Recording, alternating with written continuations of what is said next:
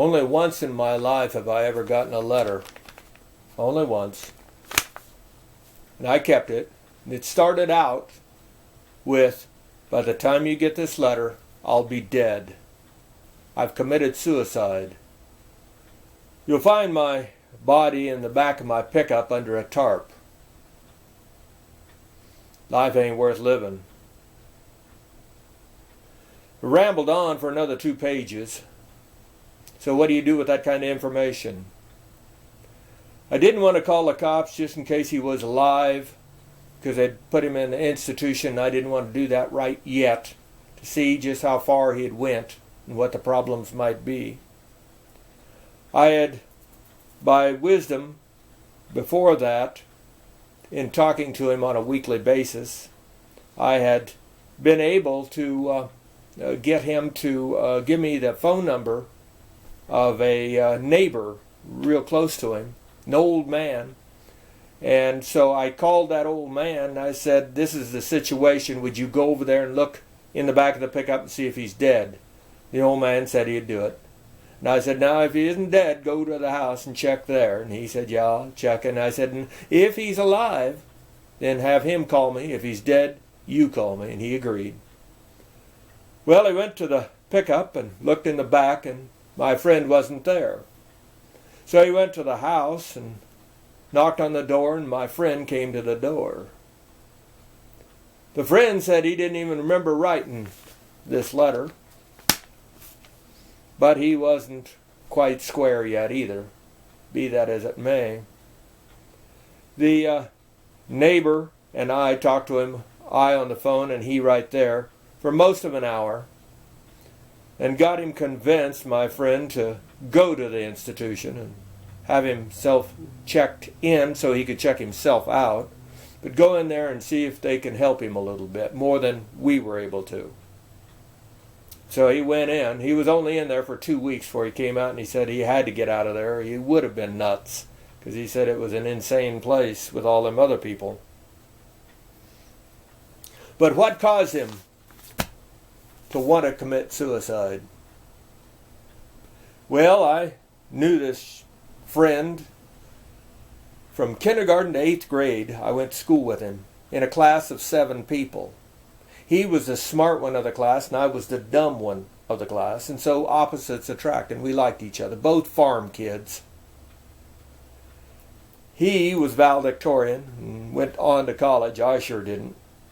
And he got a full ride scholarship to Oral Roberts University, got a double degree out of it, married a woman with a degree, and she was teaching, and he got a job with the government.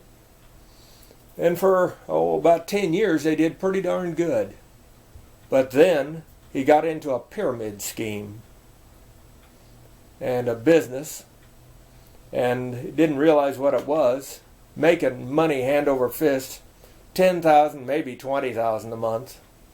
Doesn't matter, more money than you could possibly imagine on the average person back in the 1980s.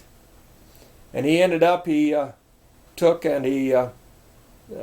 did so well, they bought a brand new house, new cars, living the life of Riley, not saving a dime. Well, the pyramid scheme fell, as all do, and he was in a bucket of trouble. A lot of bills, and he couldn't pay them. And then at the same time, here came the IRS, and the IRS said, you haven't been paying taxes on that. Well, he always worked for the government, and they took the taxes out automatically. He assumed this would too, and it didn't. So he owed $100,000, give or take, in taxes and fines. That he couldn't pay. And so his wife, which was a hard keeper, we call them hard keepers here in Nebraska. It's a woman that spends money like it was pennies. And so she wasn't going to live that way anymore, and she divorced him. And to add fuel to the fire, she had her children take away his surname and put it onto her surname, took their last name away from him. And if that wouldn't hurt a man, I don't know what would. And then his kids wanted nothing to do with him. Nothing to do with him. Then his mother passed away, then his father passed away.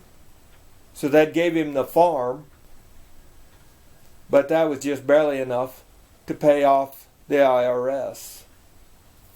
He was unable to work any longer, and he went into depression so much that he ended up on welfare down there in Oklahoma.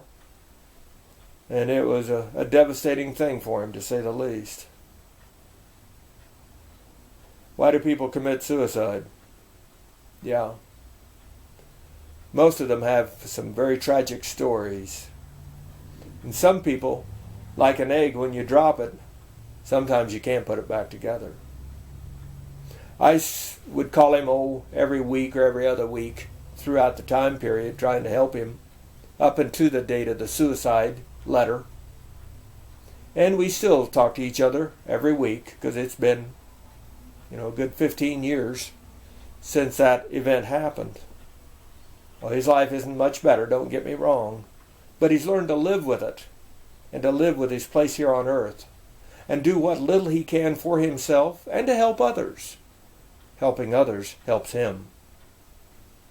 But perhaps, just perhaps, you, on this holiday, as it was that when I got that letter a holiday, you might understand that people that are alone on the holidays have a lot better chance of giving up on life.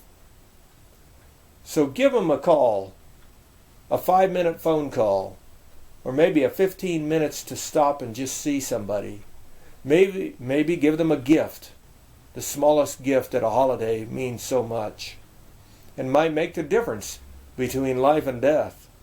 And you'll never know. You'll never know. And it sure won't hurt on the other side when they open up the book and see what your life was about and what you've done to deserve life here on this earth. Rate this film.